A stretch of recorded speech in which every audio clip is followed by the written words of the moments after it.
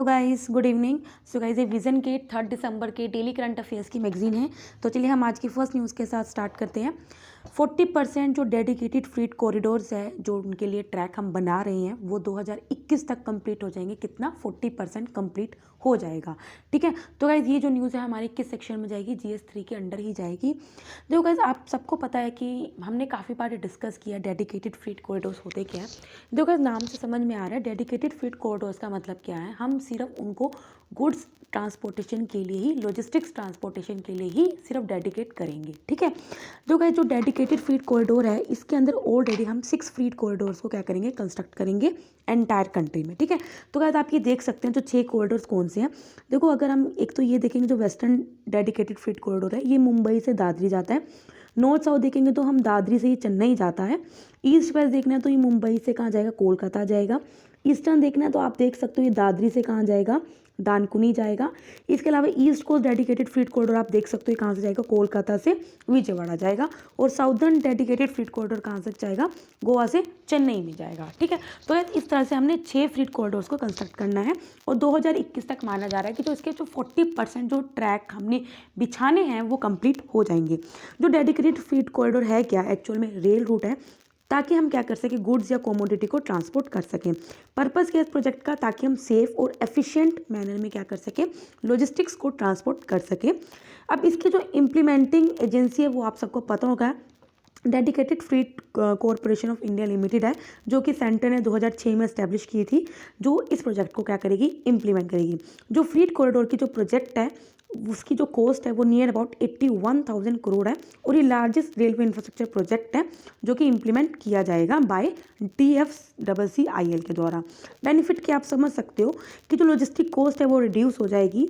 इस वजह से जो हमारी इंडियन इकोनॉमी है उसकी जो कम्पिटिटिवनेस है वो भी बढ़ेगी। एट प्रेजेंट हम अपना जो लॉजिस्टिक कॉस्ट है उसको ट्रांसपोर्टेशन में नियर अबाउट 14% GDP क्या करते हैं? खर्च करते हैं। और हमारा ये एम है कि हम इस खर्च को क्या करें? घटाएं। ठीक है।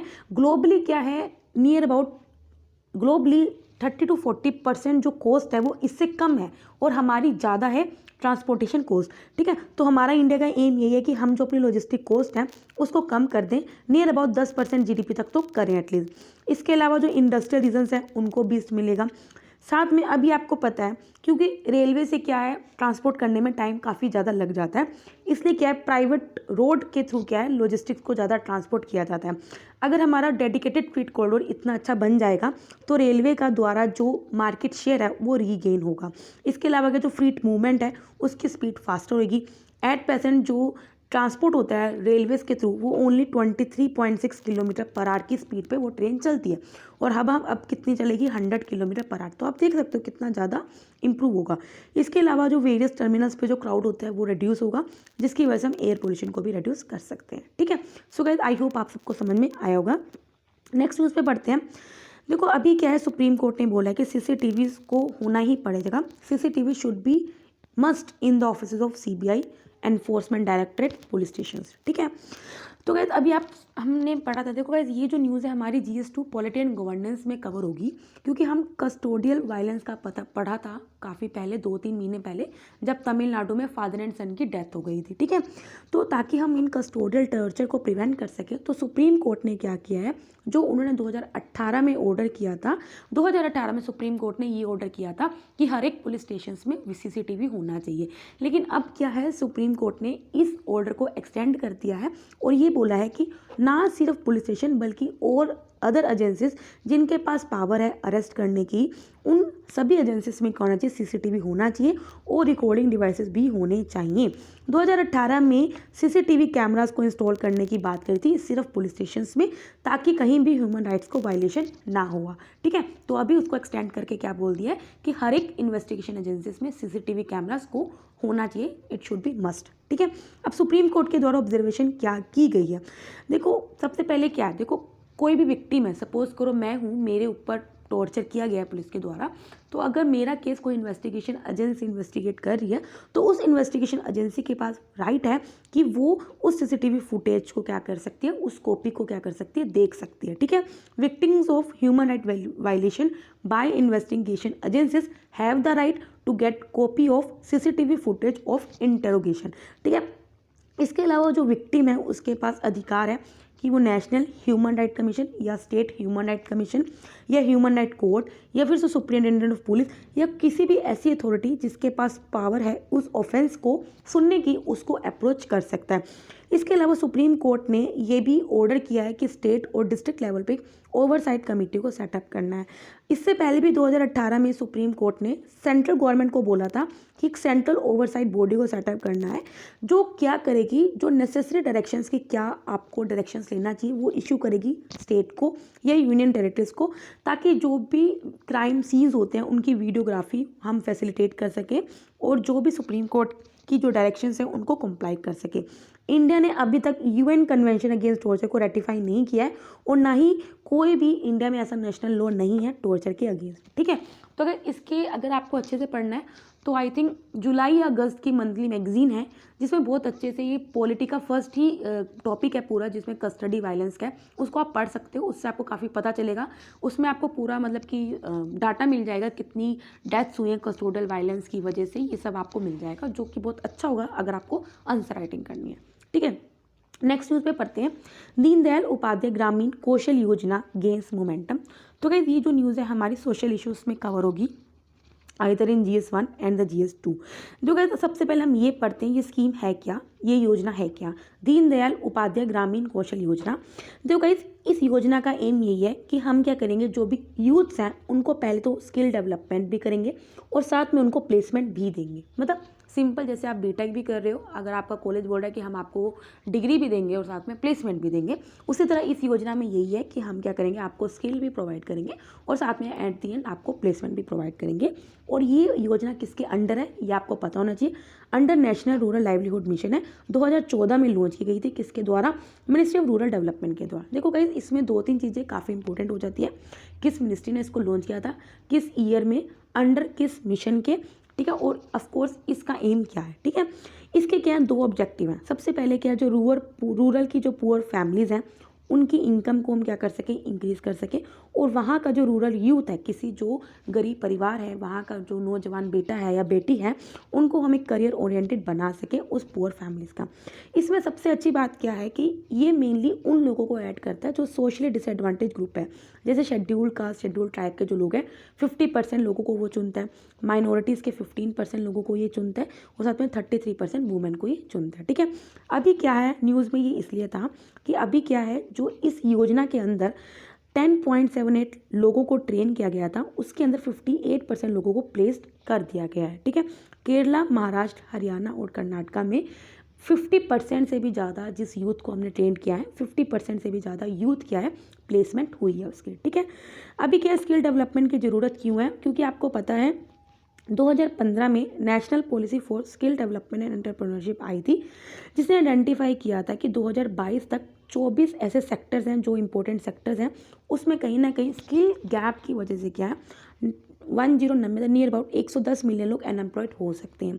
इसके अलावा क्या फिक्की ने भी स्टडी की है कि अक्रॉस द वर्ल्ड 2020 तक कहीं ना कहीं 47 मिलियन स्किल्ड वर्कर्स की क्या है, कमी है। इसके अलावा क्या है, इंडिया के पास अगर देखा जाए यूथ जो कि 15 to 59 ईयर्स का एज का है, जो टोटल वर्कफोर्स आपको सबको पता होगा, उसमें इंडिया के पास सिर्फ 487 मिलियन पीपल है और इंडिया ने अभी सिर्फ ट्रेंड कितने को किया है, only near about 5%। India has only formally trend only 4.69% of the total workforce, ठीक है। तो गाइस आई होप आप सबको समझ में आ रहा होगा। नेक्स्ट न्यूज़ पढ़ते हैं। अभी क्या जो वर्ल्ड मीटरोलॉजिकल ऑर्गेनाइजेशन है उसने एक रिपोर्ट पब्लिश करी है, that is the state of global climate report. देखो सबसे पहले हम बेसिक नॉलेज ले लेते हैं, वर्ल्ड मीटरोलॉजिकल ऑर्गेनाइजेशन है क्या। देखो ये यूएन की ही स्पेशलाइज एजेंसी है, ठीक है। तो वर्ल्ड मीटरोलॉजिकल ऑर्गेनाइजेशन, जैसे हमारी इंडिया की जो ये जो एजेंसी है वो IMD है, इंडियन मेट्रोलॉजिकल डिपार्टमेंट, उसी तरह यूएन की जो स्पेशलिस्ट एजेंसी है मेट्रोलॉजी में, वेदर या क्लाइमेट में, वो कौन सी है, वर्ल्ड मेट्रोलॉजिकल ऑर्गेनाइजेशन है। साथ में हाइड्रोलॉजी और रिलेटेड जो ज्योग्राफिकल साइंस है उसको ऑपरेट करती है, इंडिया इसका मेंबर है, ठीक है। तो ये आपको पता होना चाहिए। अभी क्या जो इसने रिपोर्ट पब्लिश करी है, that is the state of global climate report, मतलब कि अभी क्लाइमेट का क्या स्टेटस है उसके बारे में बताया है। तो रिपोर्ट ने जो यूज़ किया, कुछ इंडिकेटर्स को यूज़ किया, ग्लोबल क्लाइमेट इंडिकेटर्स को यूज़ किया, जो ये डिस्क्राइब कर रहे हैं कि क्लाइमेट किस तरह से चेंज हो रहा है और एक ब्रॉड व्यू बताया है कि किस तरह से ग्लोबली लेवल पे जो क्लाइमेट है वो चेंज हो रहा है, क्या उसका स्टेटस है, सिंपल ये बताया। अब ये जो ग्लोबल क्लाइमेट इंडिकेटर्स हैं इसको हमने यूज़ किया ताकि मॉनिटर कर सकें जो क्लाइमेट चेंज के लिए रेलेवेंट है। मतलब सिंपल ये है कि टेम्परेचर हो गया, क्या ग्रीन हाउस गैस एमिशंस होगी, इन सबको हमने क्या किया, यूज़ किया है। ठीक है, जैसे एटमॉस्फेयर की क्या कॉम्पोजिशन है, क्या एनर्जी चेंजेस है, मतलब कि जैसे ग्रीन हाउस गैस एमिशंस की वजह से जो एक्यूमुलेशन होता है उसकी वजह से एनर्जी में क्या चेंज होगा, या फिर other factors as well as responses of land, ocean and ice. मतलब सिंपल बात यही है कि यार जो भी हमारा क्लाइमेट चेंज हो रहा है उसकी वजह से लैंड, ओशन या फिर आइस, इन सब पे क्या किस तरह से वो रिस्पॉन्ड कर रहा है। आइस जैसे आइस मेल्ट हो रही है, ओशन क्या हो रहा है, ओशन एसिडिफिकेशन हो रही है, लैंड में क्या है, मतलब कि ये सब चीज़ें क्या हैं, उनका क्या रिस्पॉन्स है मतलब क्लाइमेट चेंज की वजह से। तो ये सिंपल ये स्टडी किया है। फाइंडिंग यही है कि जो ग्लोबल टेम्परेचर है 2020 का वो 1.2 डिग्री सेल्सियस बढ़ा है above the pre industrial level, मतलब कि as compare to 1850 to 1900 level. 2020 माना जा रहा है ये it is one of the 3 warmest years on the record globally हो सकता है। मॉडर्न टेम्परेचर रिकॉर्ड सबसे पहले 1850 में शुरू हुआ था। ओशन एसिडिफिकेशन इंक्रीज हो रही है। ओशन एसिडिफिकेशन आप सबको पता है, जैसे ओशंस हैं वो भी क्या करते हैं, कार्बन कैप्चर करते हैं, कार्बन सिंक है। तो ओशन क्या करते हैं, नियर अबाउट हमारे कार्बन डाइऑक्साइड एमिशन 23% जो एनुअली जो एमिशंस हैं उनको एब्जॉर्ब करते हैं, जिसकी वजह से ताकि जो क्लाइमेट चेंज का जो इम्पैक्ट है हमारे प्लानट पे उसको क्या कर सके, एड्रेस कर सके। नंबर ऑफ जो ट्रॉपिकल साइक्लोन्स हैं 2020 में वो भी बढ़े हैं, it was above the average. Despite covid lockdown की वजह से भी देखा गया जो ग्रीन हाउस गैस की जो कंसनट्रेशन है एटमॉस्फेयर में वो अभी भी बढ़ रही है। ठीक है, तो गाइस ये जो हमारी न्यूज़ है GS3 एनवायरनमेंट सेक्शन में कवर हुई है। नेक्स्ट न्यूज़ बढ़ते हैं। वर्ल्ड मलेरिया रिपोर्ट 2020 किसके द्वारा रिलीज़ की गई है, WHO के द्वारा। तो गाइस ये जो न्यूज़ है हमारी GS3 science and technology section में कवर होगी। देखो गाइस किसी को भी मेरी स्पीड फास्ट लगती है तो यार आप प्लीज़ 0.75 की स्पीड पे देखो। मुझे बार बार ये कमेंट मत करो कि मैम आप स्पीड कम करो यार, क्योंकि देखो जो मेरा नेचुरल फ्लो है मैं उसी में बेस्ट पढ़ा सकती हूँ। ठीक है, आप प्लीज़ स्पीड स्लो करके पढ़ा मतलब कि देख सकते हो, क्योंकि मेरे पास और कोई ऑप्शन नहीं है। मैं काफ़ी बार ट्राई भी कर चुकी हूँ, ऐसा नहीं कि मैंने कभी ट्राई नहीं किया, लेकिन मेरे पास और कोई ऑप्शन नहीं है। ठीक है, तो स्टार्ट करते हैं। अभी WHO ने क्या बताया है कि मलेरिया की रिपोर्ट के बारे में। तो गाइस जो रिपोर्ट आई है इसमें ये बताया है कि हम मलेरिया से रिलेटेड क्या प्रोग्राम चला रहे हैं, रिसर्च चला रहे हैं, कितनी हम उसमें इन्वेस्टमेंट कर रहे हैं ताकि हम मलेरिया को इरेडिकेट कर सके। ठीक है, और हम क्या प्रोग्रेस है डिफरेंट एरियाज़ में, मतलब कि प्रिवेंशन एरियाज़ में, diagnosis, treatment, surveillance, in different areas में हमने क्या प्रोग्रेस किया। मलेरिया किसकी वजह से होता है, आप सबको पता है पैरासाइट की वजह से होता है, जो किसकी वजह से होता है, फीमेल एनोफिलस मॉस्किटो की वजह से होता है। It transmitted to people through this infected female anopheles mosquito. 5 malaria की पैरासिटिक स्पीसीज है, इसमें 2 सबसे ज़्यादा खतरनाक हैं, plasmodium falciparum and the plasmodium vivax. अभी हमने कुछ दिन पहले ही पढ़ा था जब मलेरिया की रिपोर्ट ही आई थी। ठीक है, फाइंडिंग यही है कि पर 1000 पॉपुलेशन जो मलेरिया के जो केसेस हैं वो डिक्रीज़ हुए हैं, लेकिन देखो 2000 में पर 1000 80 केसेस थे, अब 2019 में 57 केसेस हैं। WHO ने बताया कि अफ्रीका रीजन की वजह से सबसे ज़्यादा केसेस हैं, मतलब 94% केसेस अफ्रीकन रीजन में ही कंसनट्रेटेड है। देखो जब अफ्रीकन रीजन में क्यों कंसनट्रेटेड है, क्योंकि वहाँ का जो एनवायरनमेंट है, क्लाइमेट है, ट्रॉपिकल क्लाइमेट है। ठीक है, तो वहाँ पे मच्छर ये सब ज़्यादा होते हैं। ठीक है, तो इस वजह से क्या है वहाँ पे जो मलेरिया या इन सब जो डिजीज़ हैं उनका फैलने का खतरा ज़्यादा रहता है। अभी ये देखा गया है इंडिया भी एंडेमिक कंट्री है जहाँ पे डिक्लाइन देखने को मिला है मलेरिया के केसेस में। 2019 में 17.6% केसेस डिक्लाइन हुए एज़ कम्पेयर टू 2018। स्टेप्स क्या लिए गए हैं ताकि मलेरिया को हम इरेडिकेट कर सके। WHO ने एक प्रोग्राम स्टार्ट किया जिसका एम है high burden to high impact initiative. देखो गाइस ये प्रोग्राम का नेम है जो WHO ने स्टार्ट किया है। इसके अंदर यही है कि हमें क्या करना है, जो 11 हाई बर्डन कंट्रीज़ हैं, मतलब कि उन कंट्रीज से सबसे ज़्यादा केसेस आते हैं, उन कंट्रीज़ में इस प्रोग्राम को स्टार्ट किया है। इसमें इंडिया भी इंक्लूड है। इसके अलावा क्या है, global technical strategy for malaria जो कि 2016 से 2030 के लिए चलेगा। इसका एम यही है कि हम क्या कर सकें, जो मलेरिया के केसेस हैं उनको रिड्यूस कर सकें, और मलेरिया की वजह से जो डेथ्स होती हैं, मोर्टेलिटी रेट है, उसको हम 40% घटा सकें 2020 तक, 75% घटा सकें 2025 तक, 90% घटा सकें 2030 तक, 2015 के मुकाबले। ठीक है, इंडिया में ऑलरेडी 2 प्रोग्राम चल रहे हैं national framework for malaria elimination 2016 का, और 2017 में एक स्टार्ट किया था national strategic plan for malaria elimination. ठीक है, तो अभी ये जो है ना high burden to high impact initiative, ये है क्या, देखो गाइस हम देख सकते हैं इसमें 4 एलिमेंट्स हैं मेनली। देखो गाइस सबसे पहले हमारा एम क्या है, हम क्या करेंगे, मोर्टेलिटी और मोर्बिडिटी में रिड्यूस करेंगे। ठीक है, हम क्या करेंगे, इफेक्टिव और इक्विटेबल डिलीवर करेंगे इन्फॉर्मेशन का। ठीक है, हेल्थ सिस्टम होना चाहिए इफेक्टिव, मल्टी सेक्टोरल रिस्पॉन्स होना चाहिए। ठीक है, तो यही इसमें क्या है, 4 रिस्पॉन्स एलिमेंट्स हैं। सिंपल है, 4 स्टेजेस में हम क्या करेंगे, मलेरिया को किस तरह से हम एलिमिनेट कर सकते हैं। आगे बढ़ते हैं हम अपनी छोटे छोटे न्यूज़ पे। अभी क्या जो US China economic and security review commission है, उसने एक रिपोर्ट पब्लिश करी है। आप सबको पता है इंडिया और चाइना में क्लैशेस हुए थे गलवान वैली जून में। तो अभी रिपोर्ट ने जो US China economic and security review commission है, सबसे पहले हम ये कमीशन के बारे में पढ़ लेते हैं।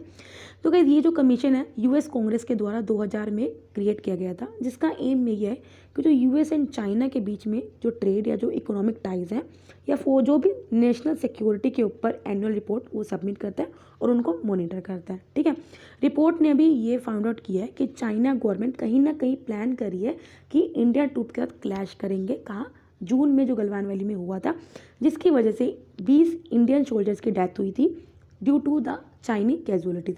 इसके अलावा रिपोर्ट ने ये भी बताया है कि जो क्लैश किसकी वजह से हुआ था, मतलब कि जो इंडिया और चाइना में जो स्टैंड ऑफ हुआ है उसकी वजह यही है कि जो इंडिया स्ट्रेटेजिक रोड कंस्ट्रक्ट कर रहा है ताकि हम अपने ट्रूप्स को, हमारे सोल्जर्स को सपोर्ट कर सकें along the line of actual control.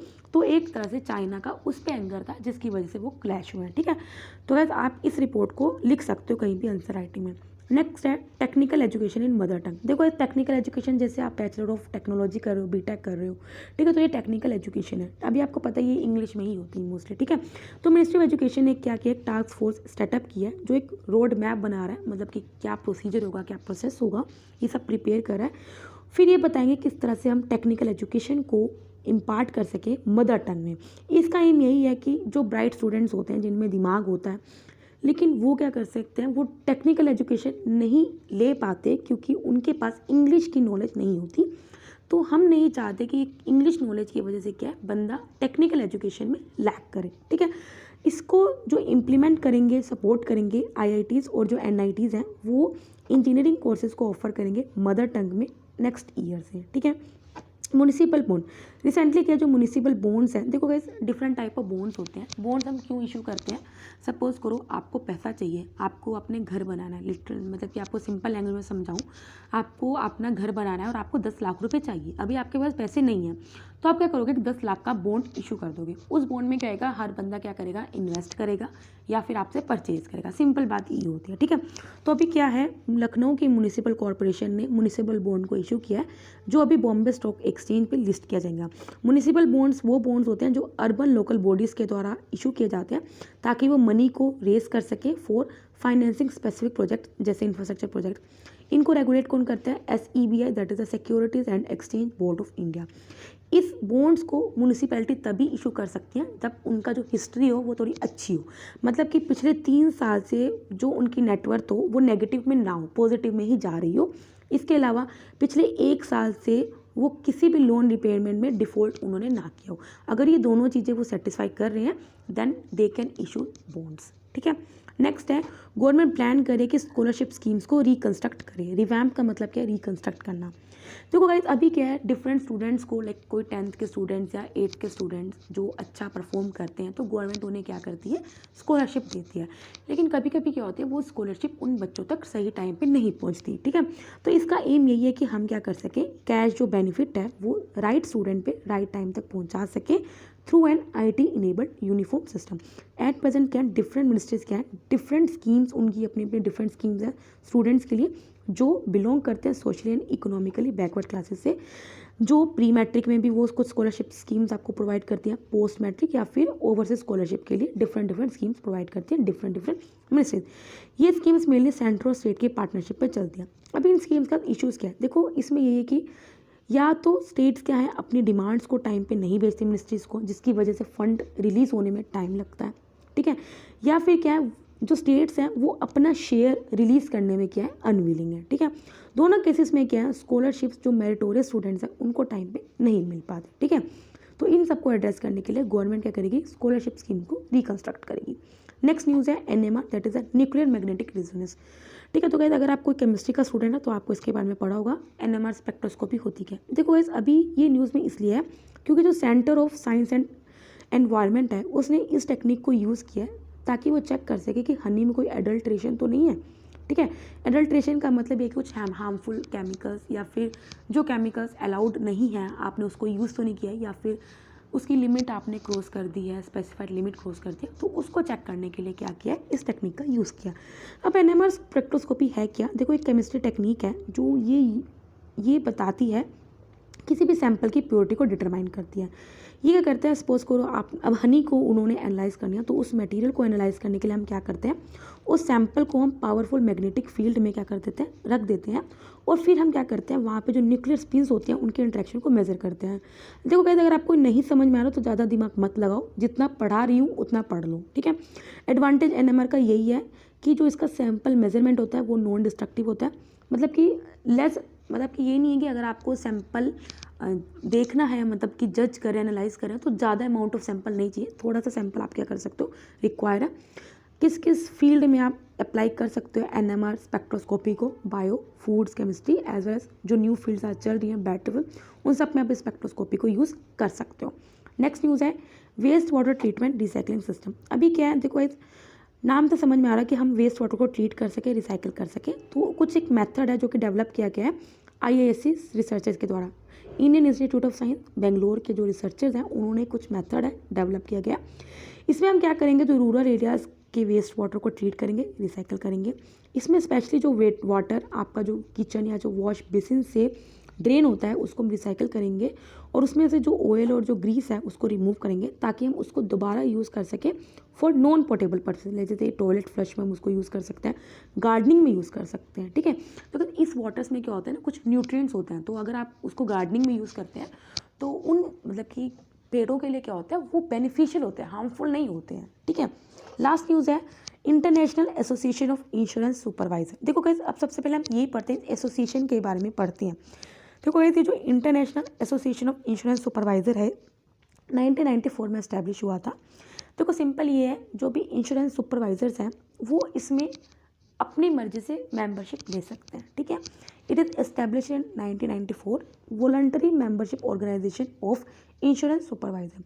ये क्या करती है, स्टैंडर्ड्स को सेट करते हैं इंटरनेशनल लेवल पे। ये क्या करती है, इंटरनेशनल स्टैंडर्ड सेटिंग बॉडी है which is responsible for developing and assisting in the implementation of principles, standards and other supporting material for the supervision of insurance sector। Simple बात यही है, इंश्योरेंस सेक्टर को किस तरह से हम सुपरवाइज कर सकते हैं, ये कौन से स्टैंडर्ड सेट करते हैं, वो काम ये सब करती है। अभी के जो हमारी गिफ्ट सिटी आप सबको पता होगा, हम काफ़ी बार पढ़ते हैं इसके बारे में, that is a Gujarat international finance tech city को जो रेगुलेट करता है, कौन करता है, international financial services centre authority. उसने अभी मेंबरशिप ली है इस एसोसिएशन की, इसीलिए ये न्यूज़ में था। ठीक है, तो गाइस यहाँ पे डेली करंट अफेयर्स कंप्लीट होते हैं। अगर आपको पसंद आए लाइक करना, कोई डाउट हो कमेंट करना। तब तक के लिए बाय बाय, टाटा।